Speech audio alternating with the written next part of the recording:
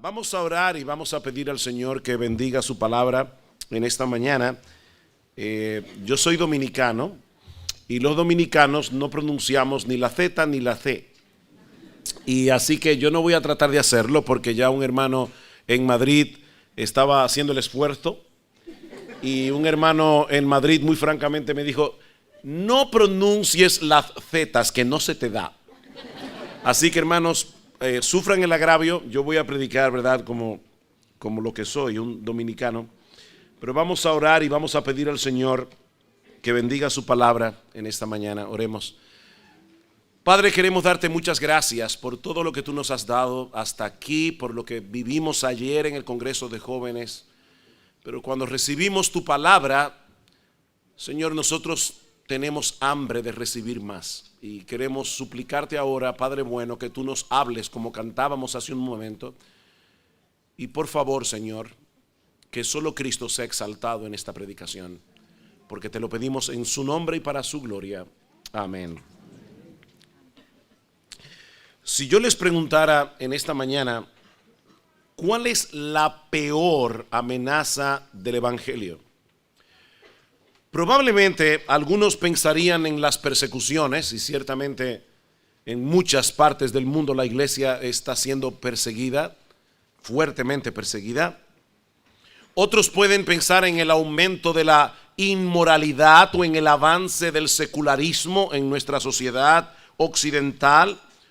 Otros en el auge de las sectas falsas, y ciertamente todo eso es una amenaza contra el Evangelio de Cristo. E incluso puede ser que algunos piensen en el avance del Islam, que se está expandiendo cada vez más, sobre todo en las naciones de Europa. Pero lo cierto es, mis amados hermanos, que la mayor amenaza para el Evangelio no proviene desde fuera de la iglesia, sino desde adentro. De hecho, se trata de un mal con el que todos tenemos que luchar constantemente en un grado u otro. Porque la peor amenaza para el avance del Evangelio, tanto en la vida individual del creyente como en la iglesia y en el mundo, es el legalismo. El legalismo. Un mal que se disfraza tan exitosamente que resulta difícil de detectar antes de que sea demasiado tarde. El legalismo es lo que mantiene a millones de personas alejadas de Cristo y es lo que impide que muchos creyentes puedan avanzar en su madurez espiritual. El problema es que el legalismo es increíblemente engañoso. Tan engañoso que muchos pueden confundirlo con la verdadera santidad o incluso llegar a pensar que es un mal menor en comparación con la mundanalidad. De hecho, yo he oído personas que me dicen: bueno, prefiero ser un legalista a ser un mundano. Bueno, yo prefiero que no seas ni legalista ni mundano. De hecho, es interesante notar que las mayores controversias de Jesús a lo largo de su ministerio no fueron contra los saduceos y los herodianos, que eran los liberales y los mundanos de aquellos días. Las mayores controversias del Señor Jesucristo fueron contra los escribas y los fariseos, que no solo representaban la ortodoxia doctrinal en aquellos días, sino también el celo por la santidad. Los escribas y los fariseos parecían ser los únicos en Israel que tomaban en serio la ley moral de Dios. Pero como espero que veamos en esta mañana en el capítulo 7 del Evangelio de Marcos, y los invito por favor a que vayan allí al Evangelio de Marcos capítulo 7, esa fachada de rectitud escondía en realidad un corazón dañado por el pecado, un corazón que se oponía a Dios y sus caminos como cualquier mundano o liberal. También espero que veamos en esta mañana que el legalismo no murió con los escribas y los fariseos, sino que sigue siendo una amenaza para todos nosotros en el día de hoy. De ahí la importancia de este pasaje que vamos a estudiar en esta mañana. Este es uno de los capítulos más teológicos del Evangelio de Marcos y uno de los más cruciales para entender la enorme diferencia que hay entre el cristianismo y todas las otras formas en que los seres humanos pretenden lidiar con el problema de la culpa y del pecado. Y hay al menos 5 aspectos aquí que nos ayudan a desenmascarar la verdadera cara del legalismo. El primero es que los legalistas intentan ganarse el favor de Dios a través de su obediencia. Los legalistas intentan ganarse el favor de Dios a través de su obediencia. Versículos 1 al 5. Se juntaron a Jesús los fariseos y algunos de los escribas que habían venido de Jerusalén, los cuales, viendo a alguno de los discípulos de Jesús comer pan con manos inmundas, esto es, no lavadas, los condenaban. Porque los fariseos y todos los judíos, aferrándose a la tradición de los ancianos, si muchas veces no se lavan las manos, no comen.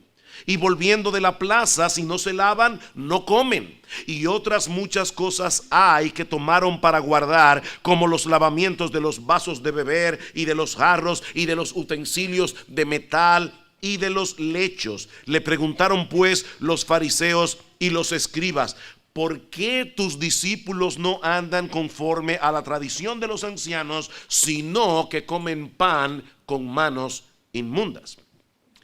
Niños, es bueno lavarse las manos antes de comer.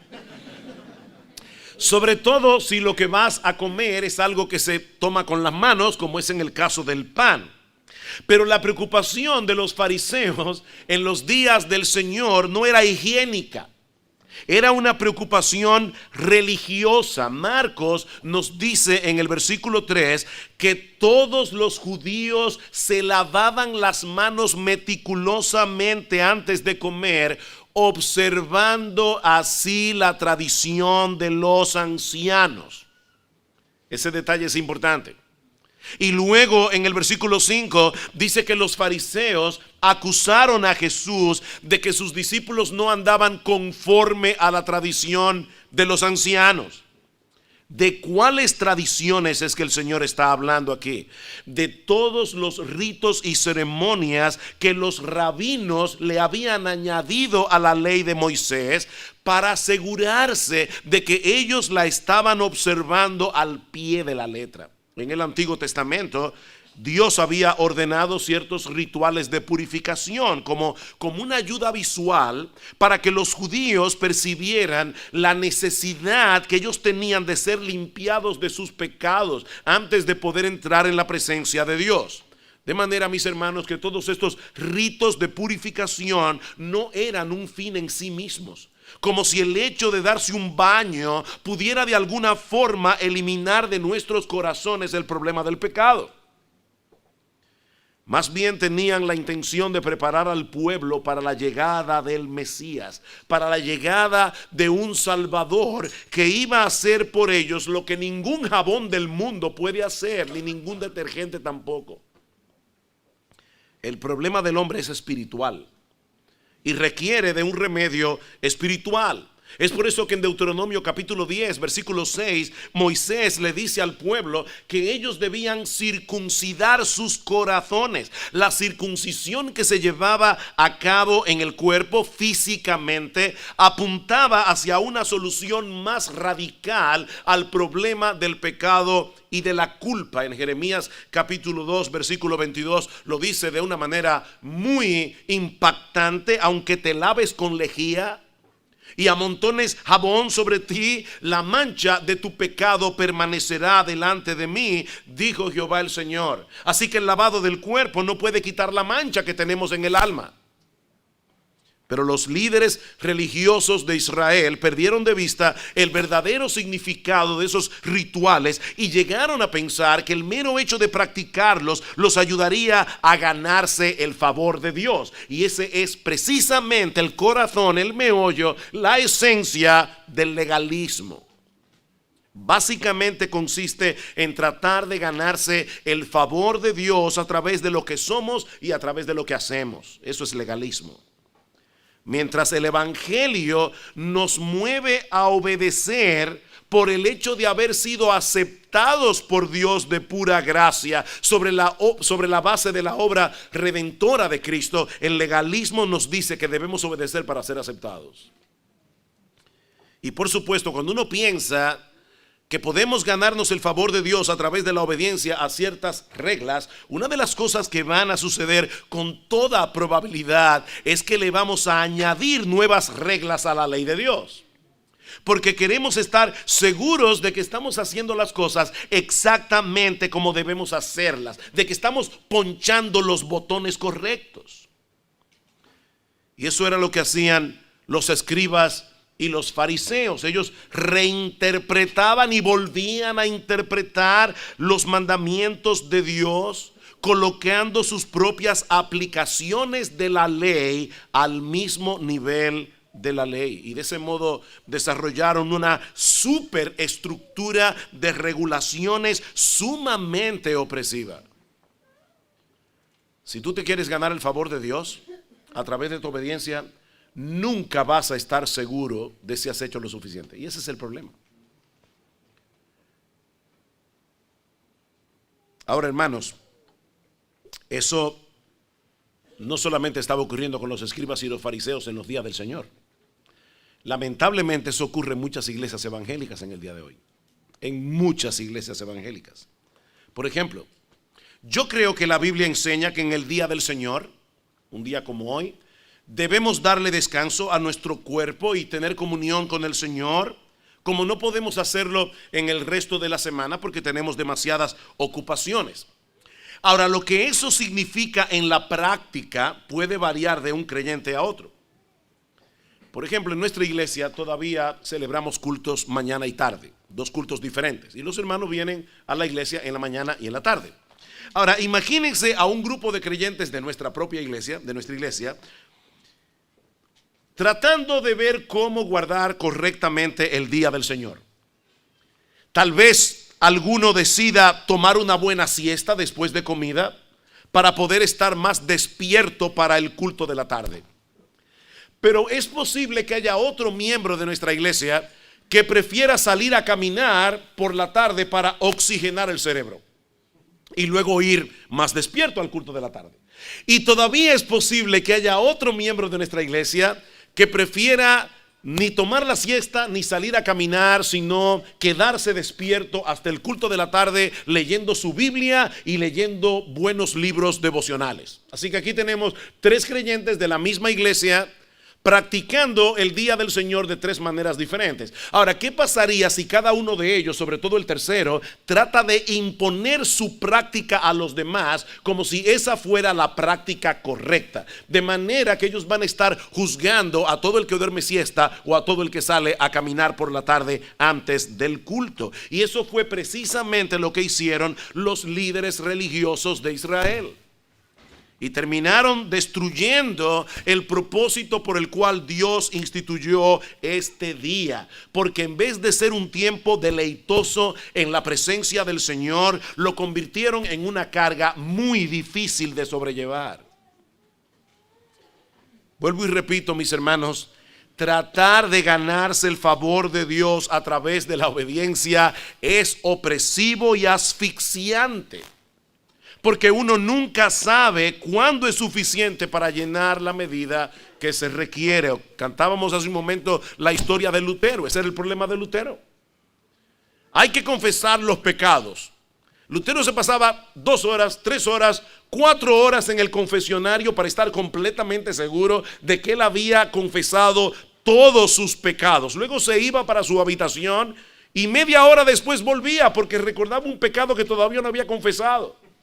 O pensaba que tal vez su arrepentimiento no era lo suficientemente profundo. Los confesores en el tiempo de Lutero le tenían pavor. Eran horas y horas. Uno nunca sabe si es suficiente delante de Dios. Ese es el problema del legalismo. En segundo lugar, los legalistas enfatizan la obediencia externa y pasan por alto las intenciones y motivaciones del corazón. Los legalistas enfatizan la obediencia externa y pasan por alto las intenciones y las motivaciones del corazón. Vean el versículo 6. Respondiendo él les dijo: hipócritas, bien profetizó de vosotros Isaías, como está escrito: este pueblo de labios me honra, mas su corazón está lejos de mí. Pues en vano me honran, enseñando como doctrinas mandamientos de hombres, porque dejando el mandamiento de Dios os aferráis a la tradición de los hombres. Mis hermanos, es mucho más fácil lavarse bien las manos antes de comer que adorar a Dios con un corazón que realmente se deleita en Él. Que adorar a Dios con un corazón que realmente quiere agradarlo únicamente a Él. Estos hombres estaban más preocupados por sus rituales externos que por la realidad de un corazón que anhela estar más cerca de Dios. Y aquí permítanme poner otro ejemplo práctico. Todo creyente debe apartar un tiempo cada día para estar a solas en comunión con el Señor. Eso deberías hacerlo. Orando, leyendo su palabra, aún leyendo un buen libro devocional que no sustituya la lectura de la Biblia. Y de la misma manera, todo creyente debe venir a la iglesia cada domingo para adorar a Dios junto a su pueblo y ser edificado a través de la predicación de la palabra. Pero si tú estás haciendo cada una de esas cosas como un ritual meramente externo, creyendo que solo por el hecho de hacerlo te vas a ganar el favor de Dios, mi hermano, mi hermana, tú estás haciendo lo correcto por una motivación incorrecta, y eso terminará haciéndole daño a tu alma. Eso terminará haciéndole daño a tu alma. Debemos congregarnos con el pueblo de Dios cada domingo, porque ese es el medio, un medio que Dios usa para bendecirnos. Dios ha prometido su presencia especial en medio de su pueblo cuando nos congregamos para adorarle. Mirad cuán bueno y cuán deleitoso es habitar los hermanos juntos en armonía, porque allí en esa reunión envía Jehová bendición y vida eterna. Es una bendición estar aquí y no estar en ningún otro lugar. Debemos apartar un tiempo cada día para leer la Biblia, para orar. Pero ¿por qué debemos hacerlo? Porque Dios nos habla a través de su palabra y nosotros derramamos nuestros corazones delante de Él por medio de la oración. Pero el legalista se conforma con el cumplimiento externo del deber. Bueno, ya oré, ya leí mi Biblia, hasta leí 25 páginas de un libro de John Owen. Hoy Dios me tiene que bendecir por obligación.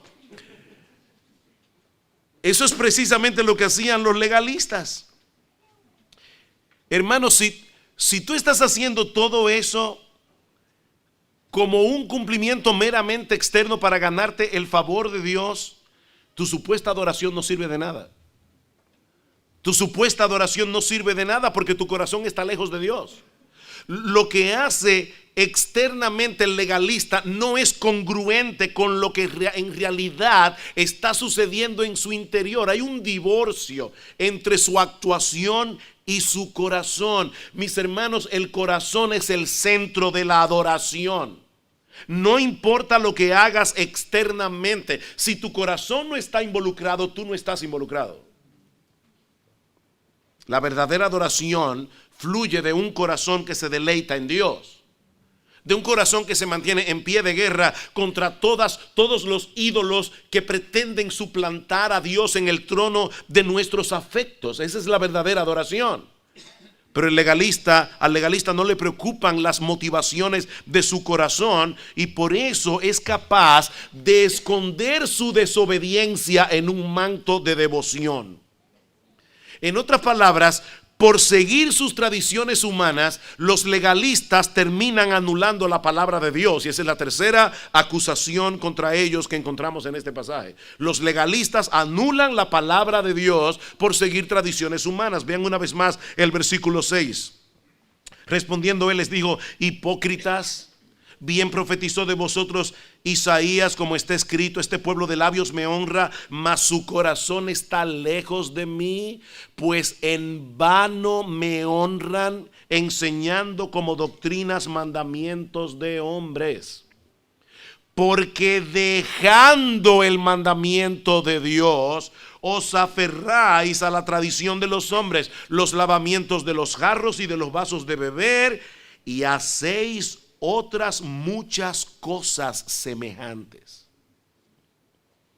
Sus tradiciones llegaron a ser más importantes que la palabra de Dios.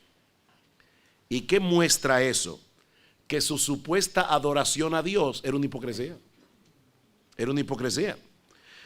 El que realmente quiere adorar a Dios, lo hace como Él dice. Hace lo que Él dice. Pero estos hombres no estaban interesados en obedecer a Dios, sino en guardar sus tradiciones humanas, a través de las cuales escondían su desobediencia. Eran tan hipócritas que no solamente suplantaban la palabra de Dios, sino que desobedecían la palabra de Dios, escondido en un manto de devoción de tradiciones humanas. Vean el versículo 9. Les decía también: bien invalidáis el mandamiento de Dios para guardar vuestra tradición.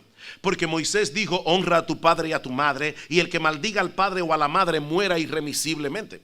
Pero vosotros decís: basta que diga un hombre al padre o a la madre, es corbán, que quiere decir mi ofrenda a Dios, todo aquello con que pudiera ayudarte, y no le dejáis hacer más por su padre o por su madre, invalidando la palabra de Dios con vuestra tradición que habéis transmitido, y hacéis muchas cosas semejantes a estas.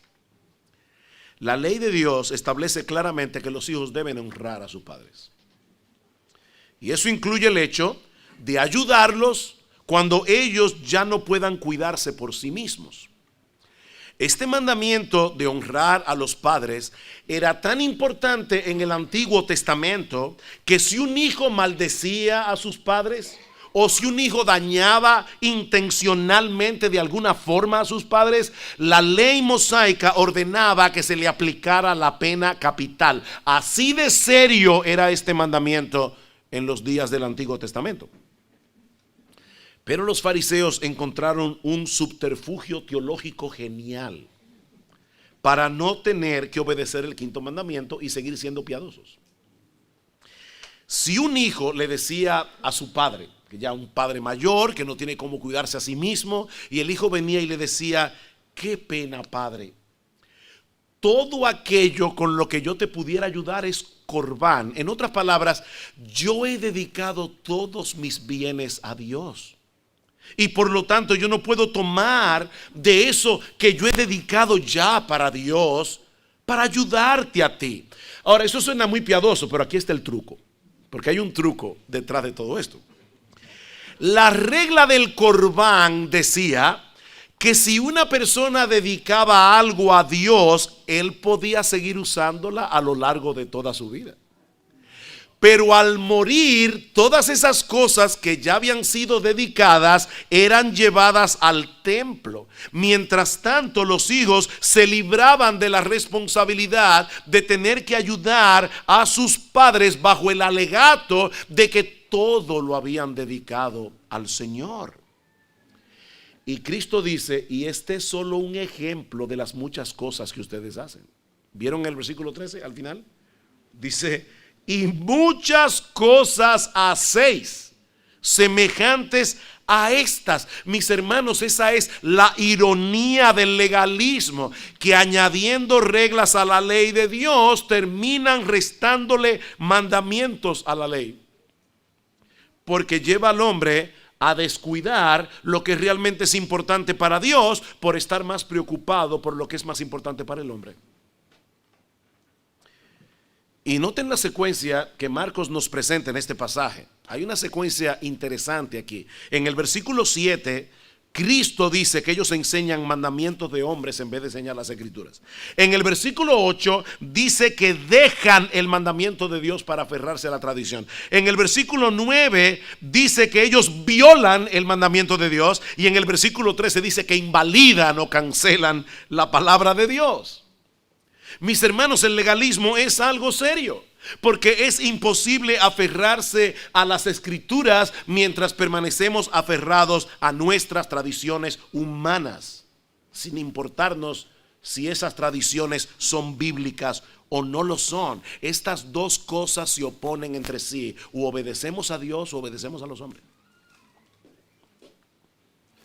Yo no sé cuántas veces yo me he topado en estos 39 años que tengo ya como creyente y 35 casi como pastor, personas a las que les compartimos el evangelio, pero que no están dispuestas a escuchar, simplemente porque lo que les estamos predicando, que está claramente revelado en la Biblia, es contrario a lo que me enseñaron mis padres, o es contrario a lo que me enseñó mi abuelita. ¿Se han encontrado con gente así?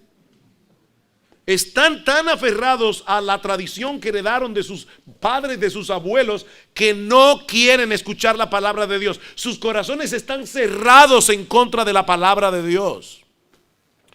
Y otra vez, eso ocurre también en muchas iglesias evangélicas.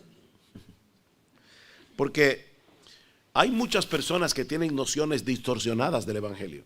Personas que profesan ser cristianas, pero están equivocadas en cosas que son muy evidentes, o de la vida cristiana práctica. Sin embargo, cuando uno trata de corregirlos, mostrándoles en las escrituras que ellos están equivocados, cierran por completo sus oídos, porque sus tradiciones son más importantes que la palabra de Dios.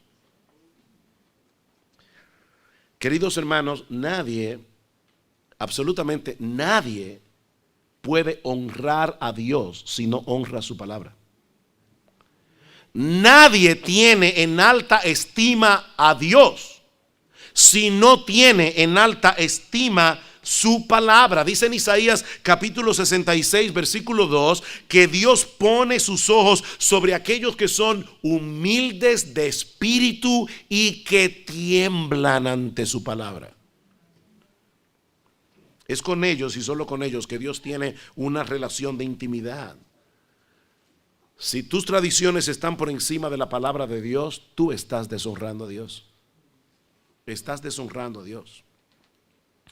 Pero este pasaje nos muestra también, en cuarto lugar, que los legalistas tratan de una forma inadecuada el verdadero problema del hombre. Los legalistas tratan de una forma inadecuada el verdadero problema del hombre. Versículo 14. Y llamando así a toda la multitud les dijo: oídme todos y entended. Nada hay fuera del hombre que entre en él que le pueda contaminar, pero lo que sale de él, eso es lo que contamina al hombre. Si alguno tiene oídos para oír, oiga. Cuando se alejó la multitud y entró en casa, le preguntaron sus discípulos sobre la parábola. Él les dijo: ¿también vosotros estáis así sin entendimiento? ¿No entendéis que todo lo de fuera que entra en el hombre no lo puede contaminar, porque no entra en su corazón sino en el vientre y sale a la letrina? Esto decía haciendo limpios todos los alimentos, pero decía que lo que del hombre sale, esto contamina al hombre, porque de dentro del corazón de los hombres salen los malos pensamientos, los adulterios, las fornicaciones, los homicidios, los hurtos, las avaricias, las maldades, el engaño, la lascivia, la insensatez. Todas estas maldades de dentro salen y contaminan al hombre. Este es uno de los pasajes más neurálgicos del Evangelio de Marcos. Lo que el Señor está diciendo aquí no solo es importante para entender la gran diferencia que hay entre el cristianismo y cualquier otra religión, sino también para entender por qué el mundo está como está. Yo le decía a alguien recientemente, estaba conversando del evangelio, y le decía: mira, decía C.S. Lewis que todos los hombres, todos los seres humanos tienen dos cosas que lo caracterizan. Por un lado, todos creen que hay una forma en que el ser humano debería comportarse. Todos tenemos una ley natural con la cual nacemos. Todos pensamos, hay cierta manera en que las personas deberían comportarse. Y al mismo tiempo todos sabemos que no nos movemos ni alcanzamos ese estándar que nosotros creemos que debemos seguir. Por eso tenemos culpa en el corazón. Todos tenemos esa característica si somos seres humanos. Así que la mayoría de las personas se dan cuenta de que hay algo que no anda bien en nuestra sociedad. Sin embargo, muchos tratan de encontrar el problema en las estructuras sociales, en las estructuras políticas, en la falta de educación. Necesitamos urgentemente un cambio de sistema para que el mundo funcione como debe funcionar. Y Cristo dice, no, el problema no está en el sistema, el problema está en el corazón humano. Por supuesto, un sistema político puede ser mejor que otro y definitivamente es mejor ser educado que no tener educación. Pero todos nosotros tenemos un problema interno que ningún sistema político, ni la mejor educación del mundo, ni ninguna práctica religiosa puede resolver. Lo que el Señor nos está diciendo en este pasaje, escúchame bien, lo que el Señor nos está diciendo en este pasaje es que lo que anda mal en esta sociedad eres tú y soy yo. Nosotros somos el problema. No es algo externo a nosotros, nosotros somos el problema. Versículo 15. Nada hay fuera del hombre que entre en él que le pueda contaminar. No, el problema ya está dentro, pero lo que sale de él, eso es lo que contamina al hombre. ¿Tú escuchaste eso? Lo que te contamina a ti, mi amado hermano, mi amada hermana, no es algo que está fuera de ti, es algo que ya está dentro de ti. Y por supuesto, eso no quiere decir que no debamos cuidarnos de cosas externas que puedan llevarnos a pecar. Cristo mismo dice claramente, si tu ojo te es ocasión de caer, sácatelo. Y obviamente no está diciendo aquí que debemos hacernos tuertos. Él está hablando sencillamente de que no debemos poner delante de nuestros ojos cosas que puedan incentivar nuestro pecado. Pero mi hermano, la razón por la cual las cosas externas tienen esa influencia sobre ti es porque la corrupción ya está en tu corazón. Eso es lo que dice el Señor en los versículos 21 al 23. De dentro del corazón de los hombres es que salen los malos pensamientos, los adulterios, las fornicaciones. No es de la televisión que sale, no es de la internet que sale, es de tu corazón.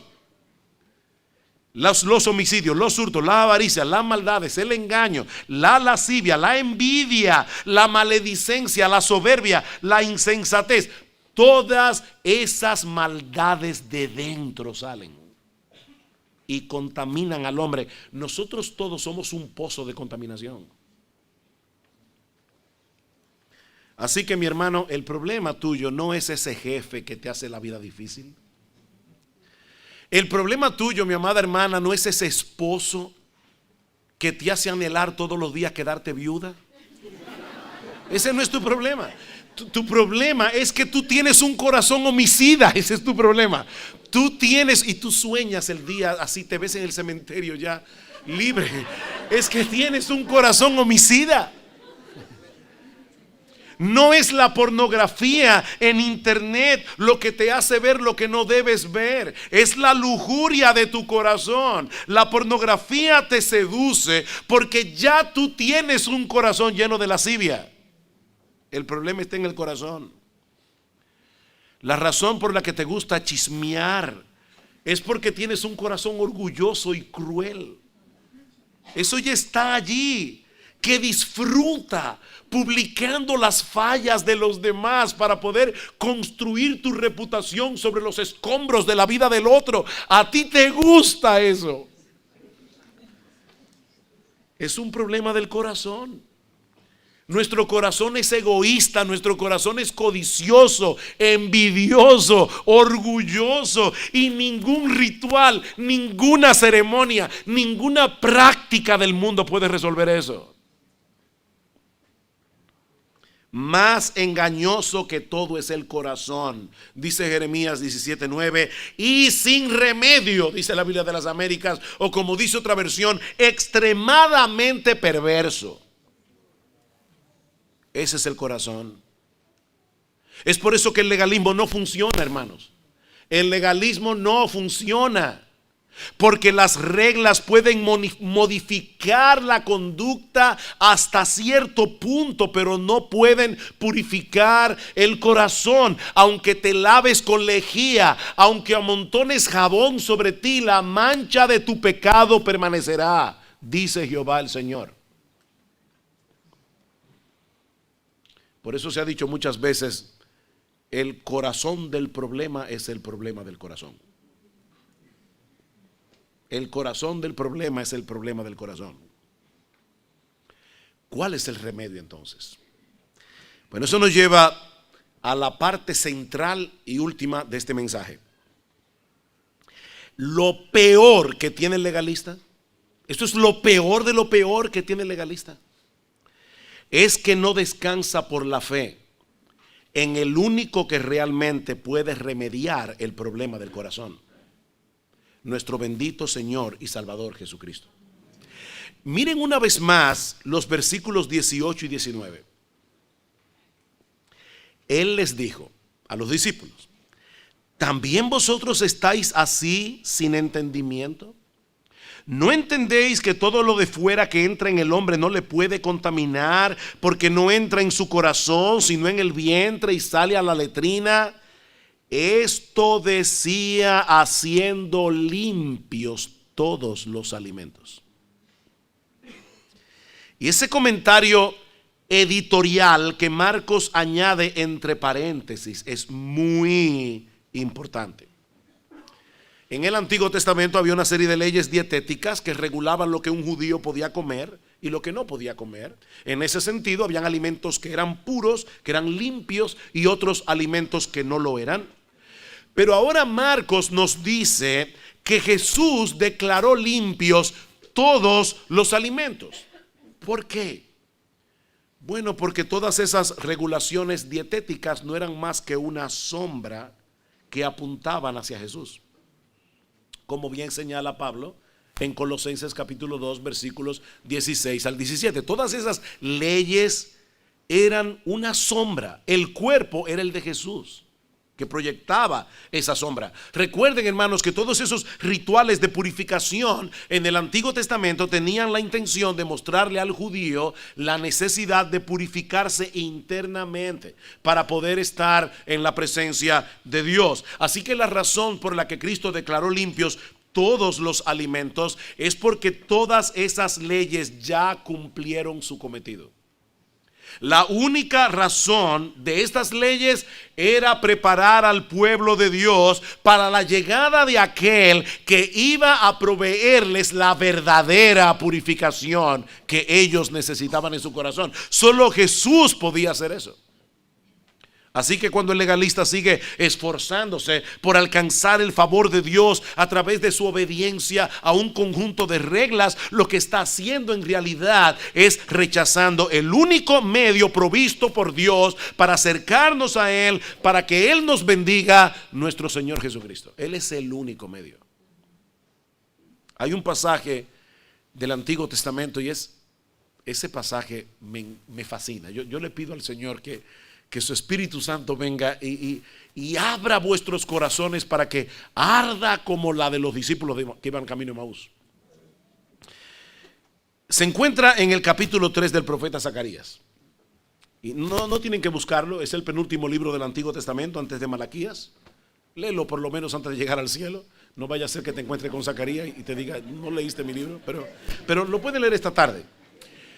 Este pasaje en el capítulo 3 de Zacarías es un pasaje lleno de simbolismo que comienza con una visión en la que el profeta ve al sumo sacerdote llamado Josué en el templo de Jerusalén delante del ángel del Señor. El templo en Jerusalén tenía 3 partes: un patio exterior, un patio interior y el lugar santísimo. Y en ese lugar, el lugar santísimo, solo entraba el sumo sacerdote una vez al año, en el día de la expiación, en el día del Yom Kippur, luego de una preparación extremadamente meticulosa, como nos explica un erudito del Antiguo Testamento. Una semana antes del día de la expiación, el sumo sacerdote se aislaba de todo el mundo para que no tocara nada inmundo, ni siquiera por accidente. La noche antes se quedaba sin dormir, orando y leyendo la palabra de Dios. A la mañana siguiente, el sumo sacerdote se lavaba muy bien de pies a cabeza y se vestía de lino blanco completamente puro. Entonces entraba en el lugar santísimo y presentaba un animal sacrificado como expiación por sus propios pecados. Salía de nuevo del lugar santísimo, lo volvían a bañar de pies a cabeza, le ponían otra túnica de lino limpia, completamente pura, y volvía a entrar al lugar santísimo con el animal sacrificado, esta vez por los pecados de todos los sacerdotes. Luego volvía a salir del lugar santísimo, lo bañaban de pies a cabeza otra vez, lo volvían a vestir con otra túnica limpia de lino puro, y el sacerdote entraba de nuevo al lugar santísimo con otro animal sacrificado, esta vez por los pecados de todo el pueblo. Y todos esos datos son importantes para entender lo chocante que tuvo que haber sido para Zacarías la visión que él recibió en aquella ocasión. Porque él dice en el capítulo 3 que él vio al sumo sacerdote Josué en el día de la expiación vestido de ropas viles. Y el texto dice en hebreo literalmente que la ropa de Josué estaba manchada de estiércol. Josué estaba completamente contaminado, de pie a cabeza. Y todo esto no era más que una representación de nuestra condición de impureza delante de Dios. No hay manera de que nosotros podamos encontrar purificación por nosotros mismos. Pero ahora escuchen lo más sorprendente de este pasaje. Dice en el versículo 4, Zacarías está mirando todo esto, me imagino que espantado. Dice que el ángel del Señor ordenó a los que estaban delante del sumo sacerdote que le quitaran esas vestiduras contaminadas. Y entonces le dice a Josué: mira, he quitado de ti tu iniquidad y te vestiré de ropas de gala. Versículos 8 y 9. Pues he aquí, yo voy a traer a mi siervo el renuevo y quitaré la iniquidad de esta tierra en un solo día. Mis hermanos, imagínense a Zacarías escuchando esto. Durante siglos el pueblo de Israel había estado presentando sacrificios tras sacrificios tras sacrificios de animales en el día de la expiación, porque nunca podían purificarse de una vez por todas de sus pecados. Y ahora Dios está diciendo que iba a llegar un día en el que ya no serían necesarios más sacrificios, porque Él iba a quitar por completo la iniquidad de toda la tierra en un solo día. ¡Wow! ¿Cómo puede ser eso posible? La respuesta es que a través de los siglos iba a aparecer otro Josué. Y aquí hay un detalle importante: el nombre de Josué es el nombre de Jesús en hebreo. Iba a aparecer otro Josué, y este nuevo Josué iba a llevar a cabo un proceso de purificación que iba a funcionar al revés, que iba a funcionar a la inversa. Él iba a venir al mundo vestido con sus ropas de gala, con un lino limpio, puro, resplandeciente, sin pecado, completamente inocente. Pero un día iba a llegar en que él iba a ser desnudado de sus ropas de gala, se le iba a quitar ese vestido de lino y se iba a tomar tu vestido lleno de estiércol y se le iba a poner a él. Y de esa manera él sería contaminado con tu pecado y tú serías beneficiado con su justicia perfecta. Eso fue lo que sucedió en la cruz del Calvario. Nosotros fuimos vestidos con lino limpio, puro y resplandeciente, como dice en Apocalipsis capítulo 19 versículos 7 y 8. Al que no conoció pecado, por nosotros Dios a él lo hizo pecado, para que nosotros fuésemos hechos justicia de Dios en él. Así que, hermanos, en un solo día, con la muerte de Cristo en la cruz, Dios quitó para siempre el pecado del mundo por medio de un solo sacrificio. Hebreos capítulo 10 versículo 14: con una sola ofrenda, Él hizo perfecto para siempre a los santificados. Y mis hermanos, Es extremadamente importante que nos prediquemos este mensaje del Evangelio todos los días. Que nos recordemos que nuestra aceptación delante de Dios depende enteramente de lo que Él hizo a nuestro favor a través de la vida y muerte de su Hijo, no a través de nuestra obediencia. ¿Y saben por qué eso es importante? Porque todos nosotros somos legalistas en recuperación. Es como decíamos en la conferencia en Madrid, todos nosotros llevamos un católico romano en el corazón. Cuando nos convertimos al Señor, el Espíritu Santo instala en nosotros, en nuestros corazones, el sistema operativo de la gracia. Y ahora entendemos que la salvación es un regalo gratuito que Dios nos concede únicamente por causa de Cristo por medio de la fe.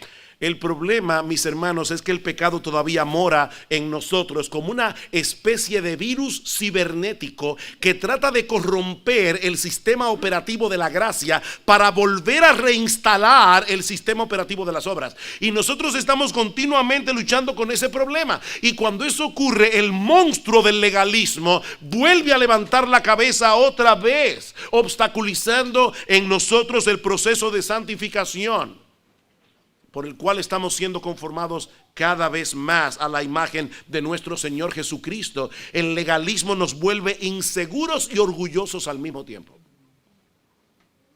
Nos hace ser hipercríticos y arrogantes, mientras tratamos por todos los medios posibles de reafirmar nuestra identidad a través de lo que hacemos o a través de lo que dejamos de hacer. Yo soy mejor que aquel y mejor que aquel, porque yo no hago esto ni aquello, pero sí hago esto, aquello y lo otro.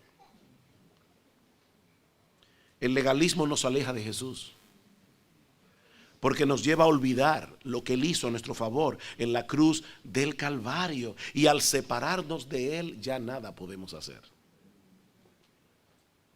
Así que, mi hermano, mantente en guardia en contra del legalismo, haciendo uso del único armamento con el que nosotros contamos para defendernos: el mensaje del Evangelio que gira alrededor de Cristo y este crucificado. Somos salvos solo por gracia, solo por Cristo, solo por medio de la fe. Pero no quisiera concluir sin dirigir unas breves palabras a cualquier persona que pueda estar entre nosotros tratando todavía de ganarse su salvación por medio de su esfuerzo personal. Mi amigo, déjame hacerte una pregunta. ¿Qué sentido tiene la muerte de Cristo en la cruz si hubiéramos podido salvarnos a través de nuestra propia obediencia? ¿Para qué murió Cristo? De haber sido así, de haber sido posible que alguien se salvara a través de su obediencia, la muerte de Cristo en la cruz dejaría de ser una muestra de amor de parte de Dios para llegar a ser la cosa más absurda que alguna vez haya sucedido en la historia humana. Y alguien lo ilustró de esta manera: imagina tu casa quemándose, pero gracias al Señor tanto tú como tu esposa y tus hijos pudieron salir a tiempo y están allí parados en la acera contemplando cómo la casa está ardiendo en llamas, y de repente llega una persona y te dice: te voy a demostrar cuánto te amo, y de repente se mete en la casa y se quema. Uno diría: ¿qué pasó ahí? Esa es la cosa más ilógica, más estúpida del mundo. Eso es una tragedia. Ahora vamos a cambiar la imagen. Imagínate que tú estás todavía dentro de la casa con tu esposa y con tus hijos, pero de repente alguien te grita desde afuera: no te preocupes, yo te amo y estoy dispuesto a hacer lo que sea para salvarte. Entra en tu casa, hace sobre ti un escudo humano, sobre tu esposa, sobre tus hijos, y los va sacando uno a uno de la casa. Pero en el camino este hombre sufre quemadura de 3er grado en todo el cuerpo y finalmente muere. Eso sí que es un acto de amor. Bueno, hermano, amigo que estás aquí, si fuera posible para el hombre salvarse a sí mismo, entonces la muerte de Cristo en la cruz no tiene significado. Es como el hombre que se mete en la casa después que tú estás a salvo y se quema por completo. Pero si Él murió para salvarnos, entonces la muerte de Cristo significa todo. Entonces la muerte de Cristo es la cosa más gloriosa que ha ocurrido en la historia, y nosotros no tendríamos un gozo mayor que vivir únicamente para Él. Así que, amigo, no te vayas de aquí tratando de hacer lo imposible. No te vayas de aquí tratando de hacer lo imposible. Nadie puede salvarse sin Cristo, por más esfuerzo que haga. Pero su gracia está disponible hoy. Está disponible para todos los que reconozcan su impotencia y vengan humillados delante de Él en arrepentimiento y fe, clamando por perdón y misericordia. Si tú haces eso ahora aquí, perdón y misericordia te será otorgado solo por gracia, solo por Cristo, solo por medio de la fe. Vamos a orar. Padre, queremos darte gracias por habernos dado tu palabra en esta mañana. Gracias por traernos una vez más el glorioso mensaje del Evangelio. Te alabamos, oh Señor, te alabamos y te damos gracias y gloria únicamente a ti por la gran salvación que tú nos has provisto en Cristo. Líbranos, oh Señor, del monstruo del legalismo y ayúdanos a mantenernos aferrados al mensaje del Evangelio, a ese glorioso mensaje que nos recuerda que solo tenemos salvación en Cristo, por gracia, por fe. Alabamos tu nombre en Cristo nuestro Señor. Amén y amén.